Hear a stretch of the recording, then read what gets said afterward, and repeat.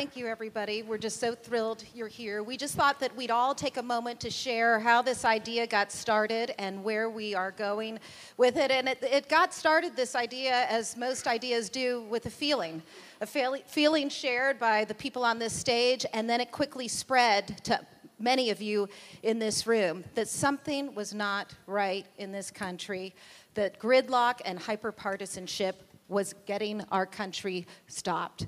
And so we decided we needed to coalesce all of you into a national movement so you had a voice, so Washington could hear you. Yeah, 2 years ago, some of you were here when we launched, and today we've arrived, and this is really exciting to see everybody here today. We started off by organizing county by county, state by state, and we started off with hundreds of people, and that turned into thousands, and now it's turned into hundreds of thousands. And Washington's starting to get the message. The great thing about this election is that people heard your voice, and the whole notion of problem solving is now is a message that Washington is hearing, and Washington is responding with this whole idea of problem solvers that we're putting together. And it's all about an attitude, and that's the attitude that you bring to the table. So thanks for being here today. We're going to take that attitude out, and we're going to build on it and grow and make the problem solvers really work. So thanks for being here. You know, No Labels welcomes all Americans, whether you're on the left or the right or anywhere in between, as long as you're looking to search for common ground. Now, we realize that this is not going to be easy. There are real philosophical differences between Democrats and Republicans that can't be papered over with mere pledges of civility. Washington is broken right now. Congress's approval is somewhere below Brussels sprouts and Lindsay Lohan, although it is slightly above root canals and Duke basketball. I'm sorry, I'm from Kentucky, sorry about that. So what No Labels is doing is coming up with an effective strategy to fix Washington. We've taken a look at what the roots of the dysfunction are, and we're coming together to come out into ways that No Label can make a real difference. That's right, and that strategy began with all of you, with organizing a citizen movement, grassroots, meeting grass tops across the country, powered by social media. Not just 1,500 of you who signed up to join us here in New York today, but hundreds of thousands of you across the country. That's a powerful message that Washington's starting to get. The second part of the strategy is to empower the problem solvers in Washington to start doing the right thing, to start reasoning together. And that's happening. You know, there are 1,000 different organizations in Washington, each devoted to pushing a specific special interest. And that's great. We have all sorts of interesting differences in our country, but No Labels is unique in that we're trying to advocate for the national interest. We're trying to take a broader perspective. And for all those bipartisan ideas out there on all the important issues we face, deficit and debt, immigration reform, and on, well, those ideas, they're out there, but they're sitting on shelves at think tanks gathering dust. What No Labels can do, what you can do, is empower those ideas to meet action, to encourage folks in Washington to start putting those ideas in place, to define the common ground that exists on these issues, and then build on it. And to all the moms and dads in this audience, and to anyone who loves a child like I love my Woodfin and my Annie, 10 and 8, the good news is the last few months we've been working to build a problem solvers group in Congress, where members who are Republicans, Democrats, and independents alike are going to come together, meet regularly, build trust, and move us forward. Because wherever you are on the political spectrum, there's a place for your voice to be heard if you have the attitude to solve problems. And No Labels, all of you and all of us, are going to drive this home.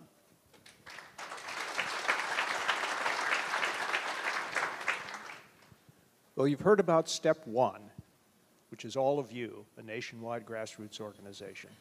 You've heard about step two, the problem solvers in the Congress of the United States. And now it's time to hear about step three, our common sense plan to reform the Congress of the United States and to make it work again. You've heard about the divisions in the country. That's true. You've heard about the divisions in political parties. That's true. But outdated rules and procedures in the Congress of the United States make a bad situation even worse and make it almost impossible to get anything done. And to hear about some of these reforms, I now turn to my colleagues. Thank you. You know, the first reform that we're talking about is called no budget, no pay. Yeah. Hey.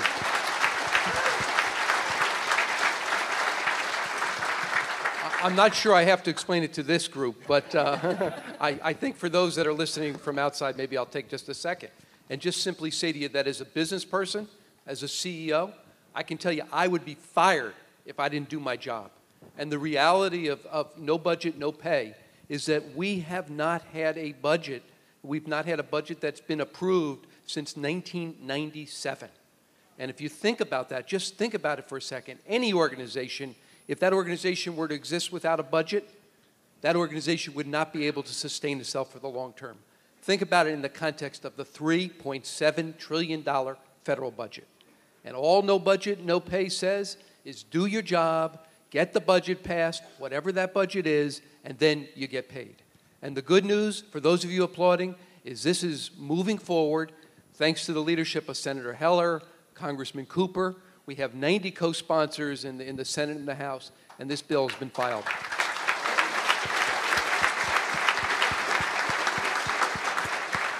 And the second reform is an annual fiscal report to Congress. The truth is the financial condition of the United States is much worse than advertised. It's not the $16.4 trillion in debt that you'll see in the national debt clock. It's $72.2 trillion, growing 10 million a minute, 100 billion a week when you count everything. Everybody's got their own baseline. Everybody's got their own assumptions. Everybody's got their own opinions. And so our approach is we need an annual presentation to a joint session of Congress that would be telecast to the American people on the facts and the truth about where we are, where we're headed, how we compare to others, so that we can build a burning platform and accelerate action. Because if you don't put your finances in order, everyone will suffer over time.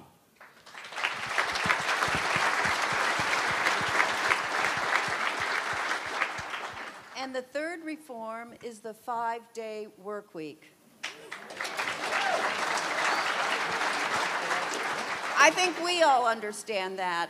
Well, believe it or not, members of Congress are often in Washington, D.C. for a few days a week. Many times they come in late Monday night to maybe take one vote, and then they fly out Thursday night. So that's Tuesday, Wednesday, and Thursday that they're in town for hearings, legislating, meeting with others. That allows precious little time for working across the aisle, developing bipartisan relationships, both for the members and their families. So No Labels is advocating 3 full 5-day weeks in Washington, D.C., and 1 in the home district to do constituent affairs, very appropriate, and fundraising and whatever else they need to do their job. But the point is that will allow uninterrupted time in Washington, D.C. for legislating and problem solving, and a week with their constituents or other matters. Thank you.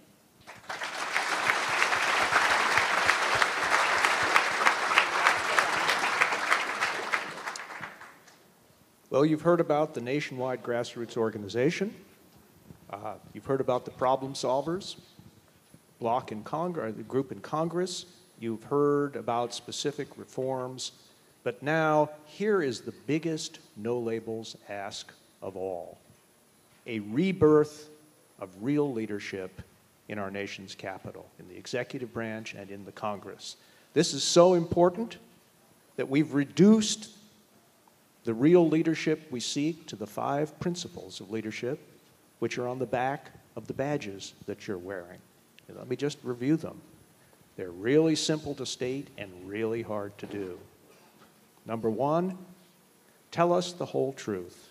Not a piece of the truth, not a spin on the truth, but the whole truth. Number 2, govern for the future, not just for the next election. Preamble says the blessings of liberty are to be guaranteed not only to ourselves, but to our posterity. Number 3, put the country first. We have interests, we have parties, but above that, the country. We just took the Pledge of Allegiance. The Pledge of Allegiance was to that country. Number 4, take responsibility. Whenever somebody's pointing a finger at somebody else, you know that person is part of the problem, not part of the solution. Take responsibility individually and collectively. And finally, work together. We can beat each other's brains out, but then we'll all be dumber. If we work together, we can get the job done.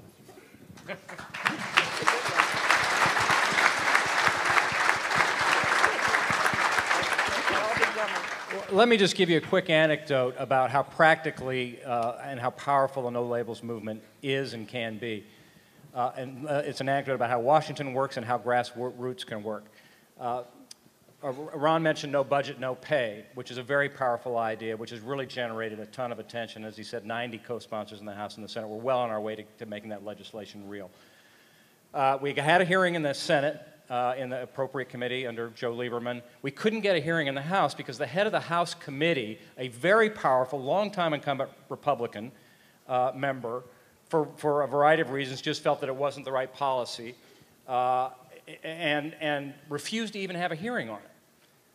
And all we said was, listen, we're fine if you oppose it, but all we would like is a public hearing so you can hear the different views and what we're hearing from our grassroots movement, because we think it's very powerful and you shouldn't ignore it. You ignore it at your peril. He ignored it, and he was one of the only incumbents in the last election that lost his election on that issue. Ami Bera ran against him and beat him on that issue thanks to your help and your hard work on no budget, no pay. So that's just an example of how powerful these ideas are and how you can produce results. So we've created this problem solvers block, a coalition of members, and we're announcing 24 of them today. That's a big number, believe it or not. In the Congress, when you put that kind of a number together and you think about a 13-party margin in the House right now, 25 votes can swing a big issue one way or the other. We're 25 today. I think after this week, we're going to get a lot more members as they've seen what we're doing, and we know we have a lot of excitement from the freshmen we've talked to. So I think we'll get to 75 pretty quickly by the end of the year. And you have that kind of a block, then you are a really powerful coalition in Congress. So that's something you can do. You can go to your members and say, why are you not a member of the Problem Solvers block? And that's a tough question to answer. So thank you very much. Thanks, everybody. So there you have it. That's the story. We look forward to you learning today and hearing from some of these leaders. And now we're going to show you